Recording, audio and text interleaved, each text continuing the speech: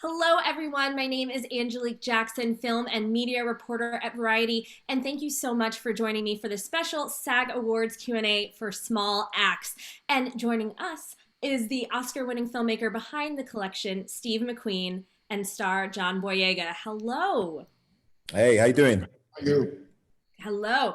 So this collection has been more than a decade in the making, a decade in your brain, Steve. What is it like having it out there now, and how do you kind of sum up this experience of making these 5 films? It's weird. It's a weird thing to sort of have something for so long close to your heart, and all of a sudden it's out there, in the world. It's been quite emotional, to be honest with you. A lot of people reacting to it in one way or the other.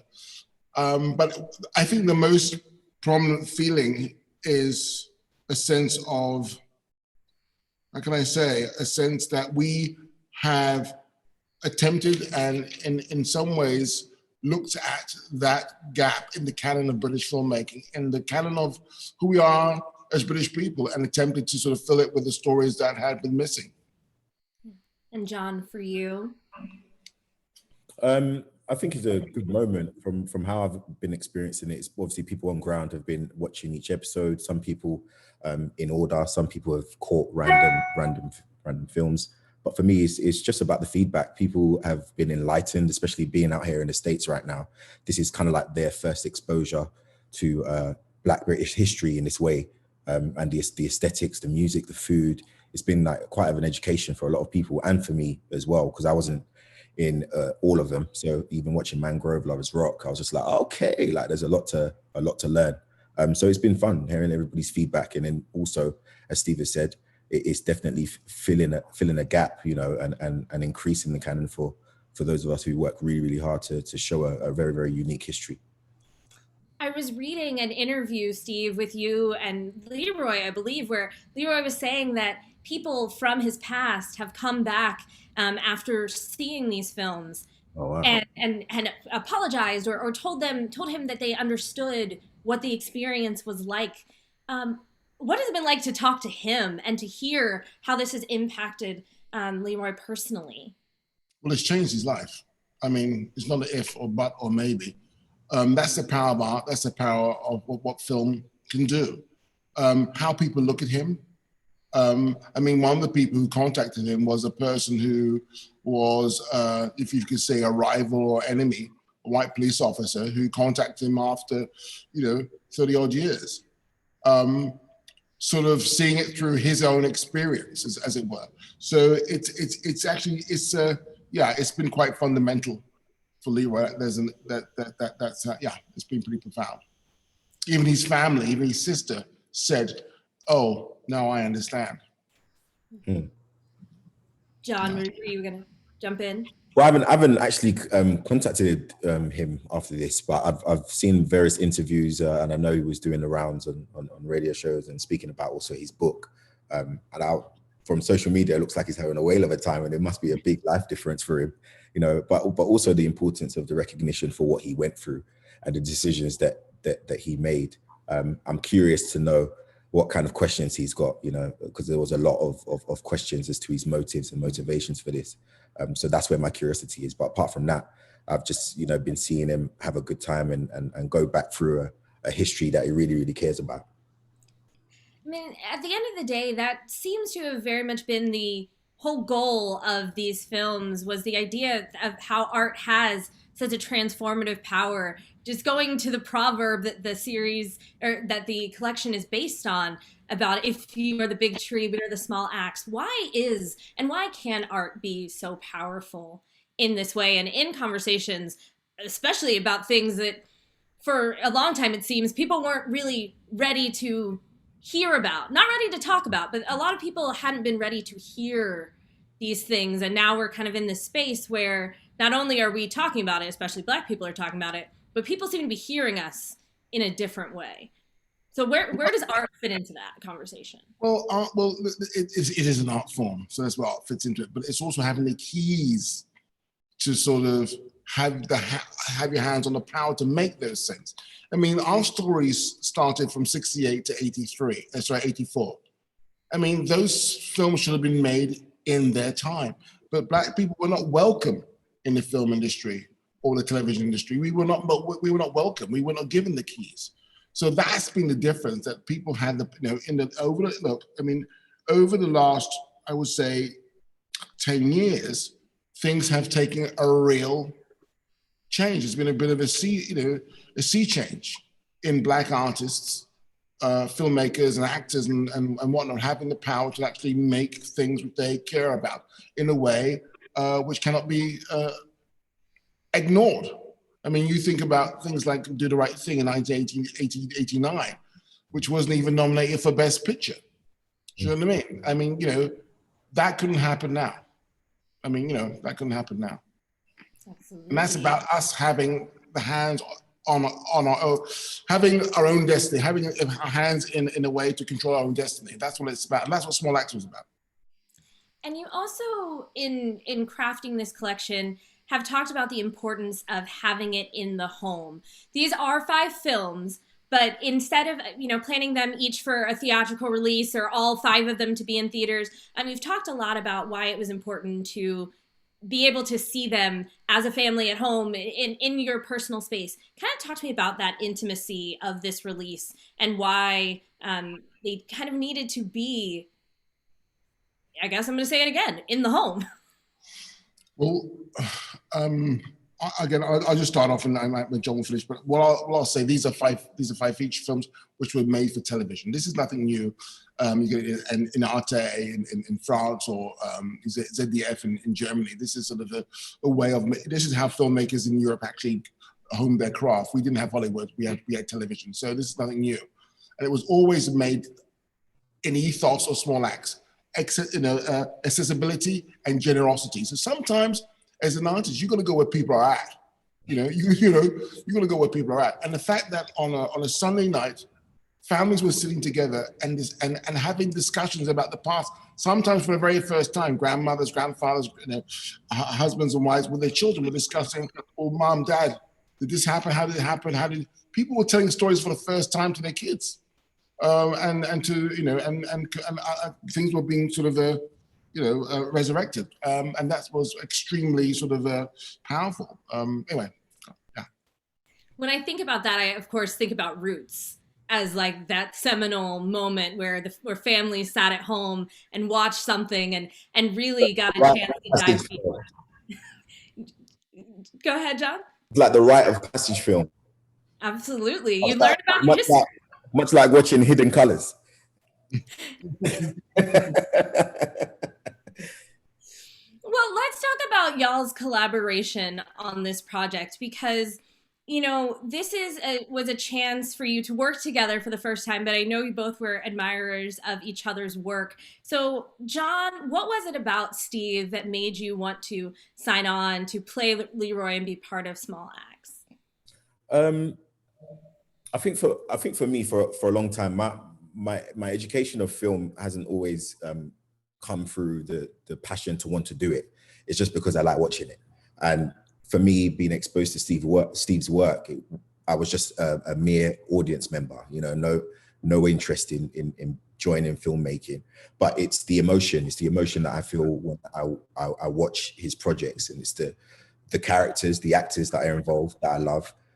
It's the use of music for me is a big thing, and so for me it's always built a passion and I want to be a part of it. Now when I've gotten into this space where I don't know Steve, but I know that the guy that knows Steve, or I know someone that's worked with Steve, I'm kind of like, okay, when's my moment gonna come?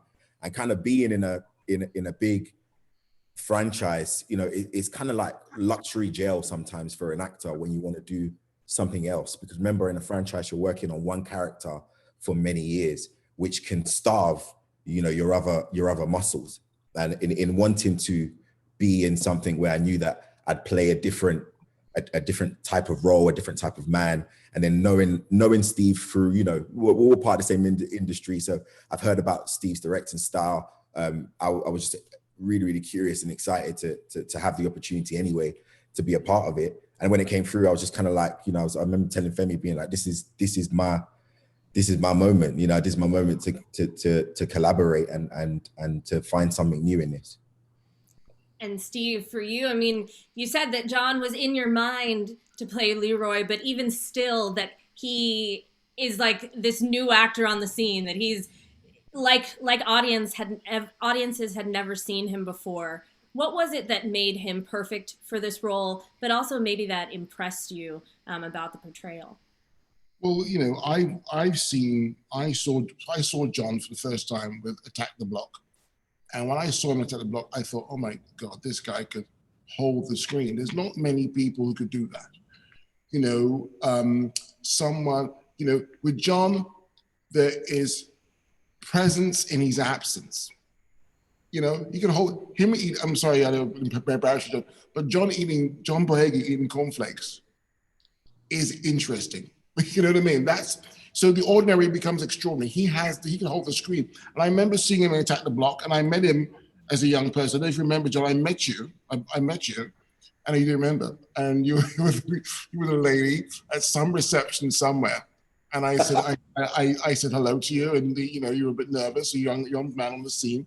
I thought to myself, yeah. And I remember what my wife saying to me, you know, this guy, you know, he's like Denzel. So he was always on my radar. And I was doing other things, and so was John. So this was our moment to sort of get together. I'm so grateful because, you know, John, you know, what can I tell you? I mean, you know, what's also interesting for me, again, sorry, John, if I embarrass you a little bit, but, you know, for me, John, and I say it, he's like Jack Nicholson for me, because he is a person at the right time of him being around and wanting to make work and wanting to sort of, you know, you can identify with him because all he does, of course, you know, outside is work and whatnot, but it's real. He brings the passion of that to the set, and it translates and reverberates through the screen. And all I can say is that, you know, he's a beautiful young man, and you know, I'm just, you know, it's wonderful to have someone like that who you can just sort of go to and talk to and get it done. It's just, you know, it's very rare, and I'm not just sort of trying to make noise. It's the truth. You know, it's one of those things very rare. So, you know, great actors are not, you know, they're artists and they're actors, and he's an artist. I'm almost speechless in that kind of praise, and also please embarrass him. That's what this is for. It is for me to convince you to say all kinds of nice things, and him have to sit there and listen to them. Exactly. I don't say it in any light manner. I've been very fortunate to work with some great artists, yeah. And you know, my mother always said, "Give credit when credit's due." It's that simple. Well, in this collaboration too, there was a third member who was able to come in and to help build this character and to be on set in Leroy Logan. Steve, you first approached him to talk to him about this project, and I read that he didn't even fully realize until he got on set that, no, this is my story, not just, you know, they're getting some advice from me about what it was about. So how did it help to have him kind of as the third part of this triangle in recreating, rather, his experiences? John, I'll start with you. No, I really, that was really beneficial. The first time I met him, we just met up in Southwest London. I was with a friend at the time, and my friend actually recognized him because she had gone through several different youth groups and clubs in South London, and I have also been through that extracurricular, you know, system as well. So we were just talking, and we just found that we related in many ways because, you know, he used to do some work in Islington, but would come down to Brixton and knows you know, Peckham and Camberwell and those specific areas where my stomping grounds are. So we were able to relate. And then I realized I'm not as far from the character as I thought I was. Whereas maybe when I was younger, if I saw a guy in a uniform, trust me, that wouldn't be me. I'm the other guy.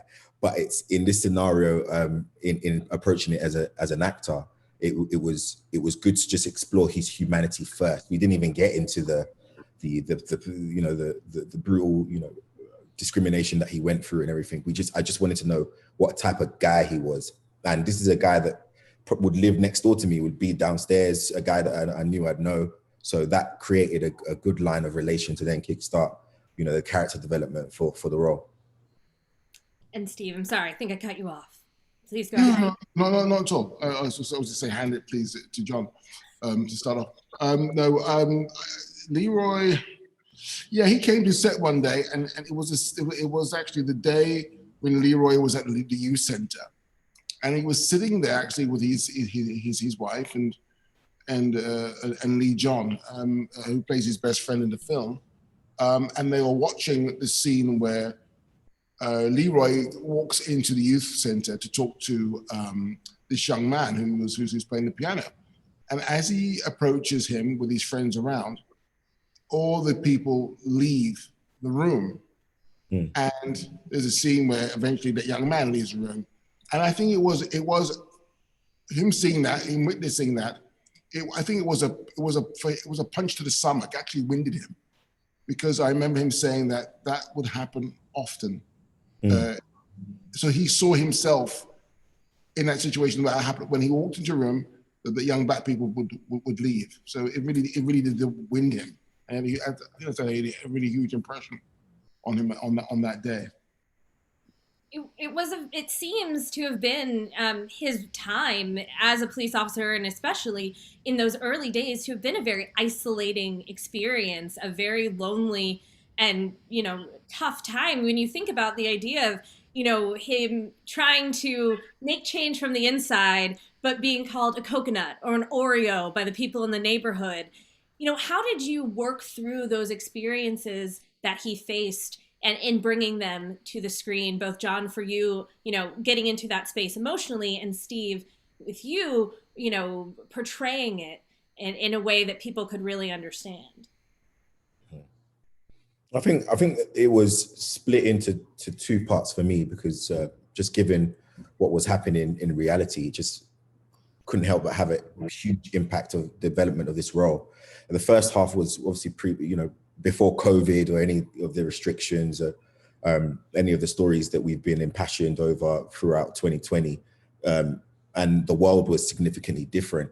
And my approach was, as I said before, was about the human, the father.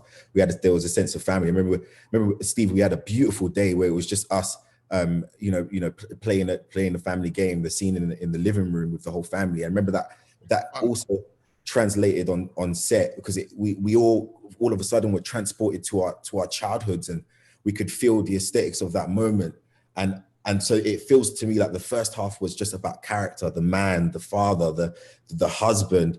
And then, we went on a little bit of a break, and then we were called back to have some reshoots. And for me, it was war.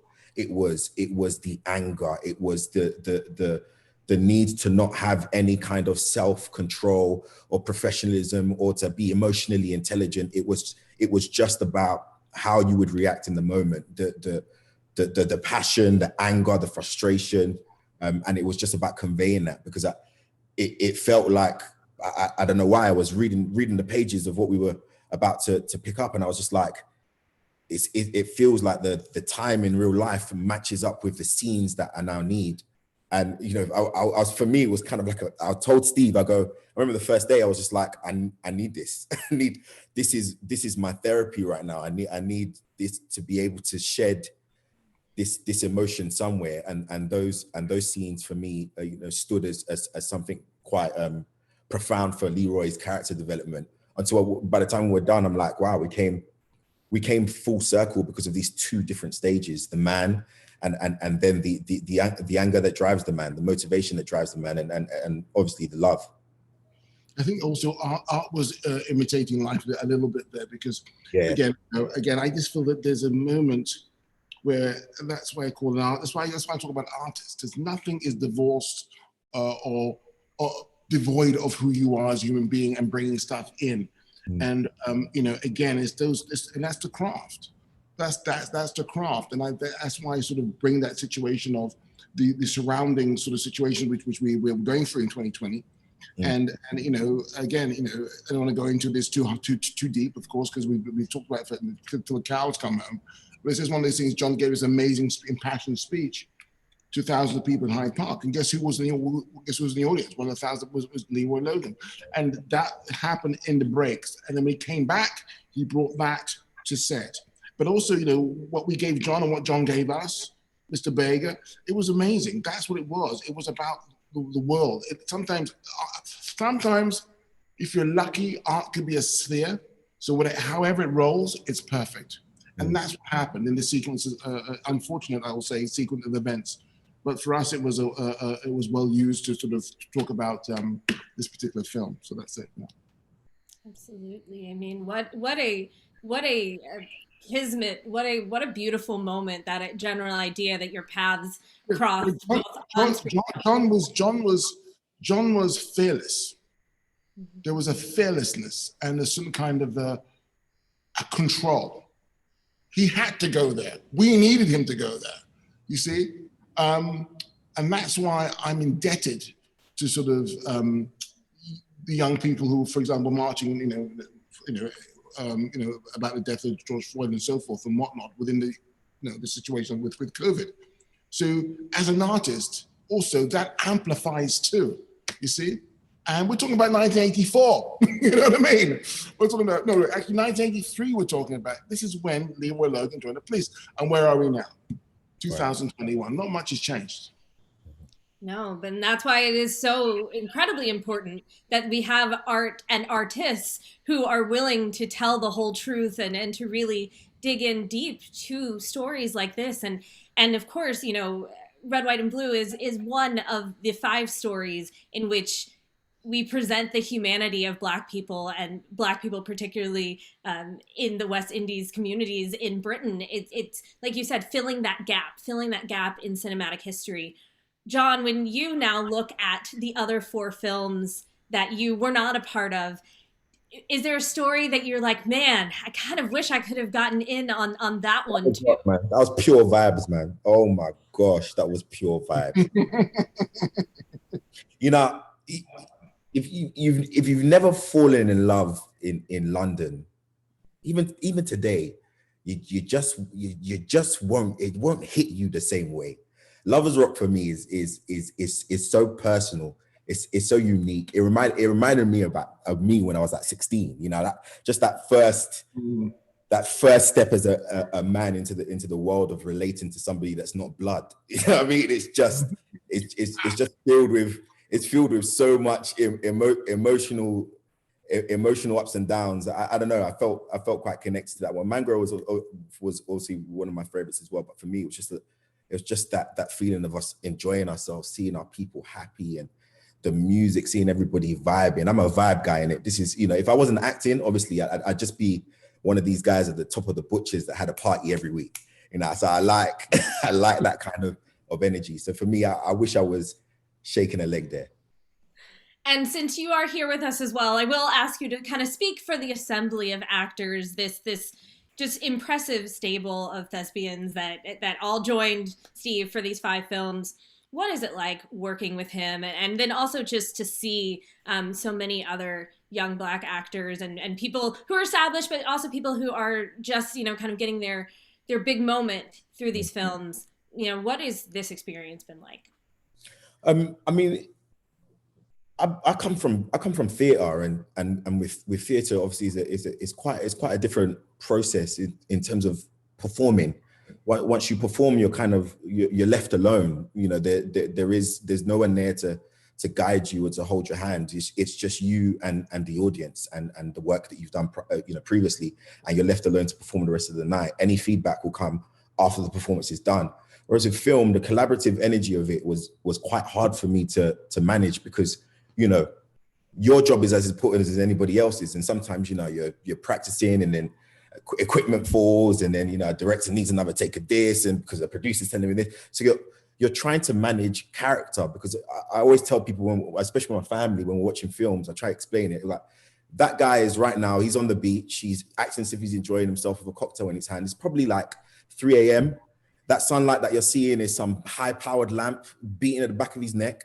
He's tired. You have to still convey that energy, and in order to maneuver that, you do need the right guide in form of the director. You need a director that's going to create this space where you feel safe enough to do the development, play a little bit, grow a little bit, but at the same time, everybody else, the crew, are also on the same page and they can do their work. And I found that this is just the best rhythm for me. Like I could just get into the character in a way and that was comfortable, and I felt the crew even respected that there was a sense of respect for art on set that I have experienced before, but in this way it felt nice because it was home too. I was back in the UK, and it felt like, okay, cool, now, bloody hell, we can work here, man. We can do work here. So getting that feeling was fantastic, but it's also passion. I like people who are passionate and real. Just tell me what you're saying, just off the wrist. Don't bullshit or go around the block about it. And Steve has that approach, and that honesty is required for honest notes. Sometimes you're not respecting the role enough to convey the emotion that is required, and it's going to stand true to an audience. And you need a director that's going to come and tell you, dude, we're nearly there, but we need to get somewhere else. This is where we need to get to in order for this scene to work. And for me, that honesty and then getting used to that rhythm and that kind of style of conversation and collaboration, I think it's fun, and it's also healthy for any actor that wants a wake-up call, because I kind of needed one. After a while, when you play a role for way too long, you're gonna start looking at your own skills and abilities like, can I really do this? And so you need a director that's gonna be like, wake up, it's time to truly act, become someone else, take part of your own experiences, your own memories, and force that into a role. And let's try and find truth in this, so our audience can say, after watching Red, White, and Blue, I believe that guy, and I believe his story. Steve, what was the moment or the scene that really clicked in for you when you were behind the monitors watching John's performance? Well, there were so many of them. I think it's just, again, it's just like, we could talk about the dinner table, because there's a wonderful thing at the dinner table when the auntie says the grace at the table, and she says something about to Leroy's father and ignorance, something about ignorance of people who don't understand, something like that. And it was just wonderful when John just opens his eyes up after the grace and then looks at her and then looks at the father. It was just great. Little things like that. I mean, people will be thinking about the snooker pool table. They'll be talking about, when he, but it's not. And also his vibing with, forgive me, his father, Steve Toussaint, and your forgive me, the wife. I forgot the name. Antonia Thomas. Yeah, I mean that chemistry was fantastic. It was just a great family feeling, and therefore everything worked. And then we improvised some stuff about putting sugar in. I just love that. It was great. So maybe next time we'll do a comedy. Who knows? But little things like that. But also it's every piece of the clock was ticking, and that's why John also. I think also the best skill I think about an actor. This is the best skill of an actor. I hope this is the best skill of an actor is when you inspire other actors, just by you being there. And so it's not just about you. Obviously, John is a lead, and then as you're a lead, you are actually a leader. So therefore, he sets the impression for other people. Say, you know what? Yeah, let's do this. Because I as a director, you do that. But as soon as my back is turned, they're talking to each other. So it's about that. John is the captain in this situation. So yeah, it was cool. It was wonderful. He's having fun. Everyone's having fun. Mm-hmm. There is a scene that is a particular favorite of mine, and it is the scene where Kenneth is driving Leroy to his police academy. It's a scene where we don't get to hear much between the two men. You stay in the car while we see them have that moment together. This relationship between father and son really is so central to this story. I don't know if it's easier to walk me through that scene or that decision to stay in the car and not to hear them. But, at the end of the day, how did you capture that relationship, and what does that relationship mean to you? I think that myself and John and Steve, who plays the father, had a conversation about that. It was about our fathers. I mean, my father wasn't the most tactile man. I mean, I know he loved me. Yeah. But, I think black fathers aren't the most, I love you. But it was interesting. And we spoke about that before the actual sort of embrace. How awkward it. Anyway, John, please take it away. It was Yeah, beautiful. It's beautiful. Yeah, we shared in that, you know, just we brought our own stories to the table, and you know, the funny memories, the hard memories, you know, all the different types of emotions that are motivated by these long-term relationships, especially, you know, the ones that you have with your fathers, especially the son.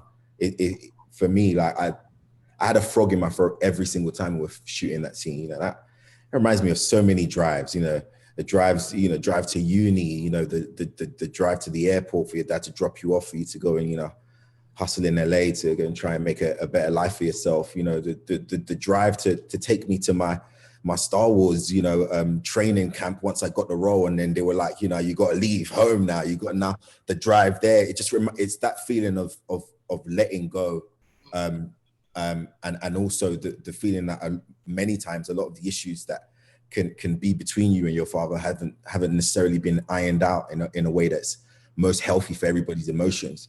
But that one gesture that your father would give you, especially if you're used to a father like this, maybe the hands on your shoulders, looking at you in your eyes, and just, you know, saying, son, I love you and I'm proud of you, go do your thing, is that little pick me up, you know, that you need. And that, for me anyway, as at playing Leroy, that was what that scene was about. I know Dad's not on the same page, but he's given me enough faith for me to start what I'm doing and do it confidently. So that scene was majorly important. But I know that for me, Steve, we've all been the son in that passenger seat looking up at our fathers. So it was a great scene to shoot. And Courtney, the co-writer, again, it's the same situation. Absolutely. Yeah. And to end the scene, and to end the film, of course, with that last conversation between father and son, that drink of rum, it kind of puts a perfect point on that relationship. Yeah, agreed. Yeah. No, I mean, again, I can't, you know, it's a beautiful thing in some ways, because, you know, Leroy, I mean, again, and this is bigger than Leroy Logan in a way, because what Leroy Logan is echoing is not just his situation as a young man trying to make his way in the institution of the London Metropolitan Police, but it could be anywhere, in any sort of workplace situation, or any institution that a Black person trying to strive in their way up the ladder. This will echo to any and everyone. And he had to, even though his father is saying, you know, against it or whatever he's saying, he has to do it. He has to go out on an adventure.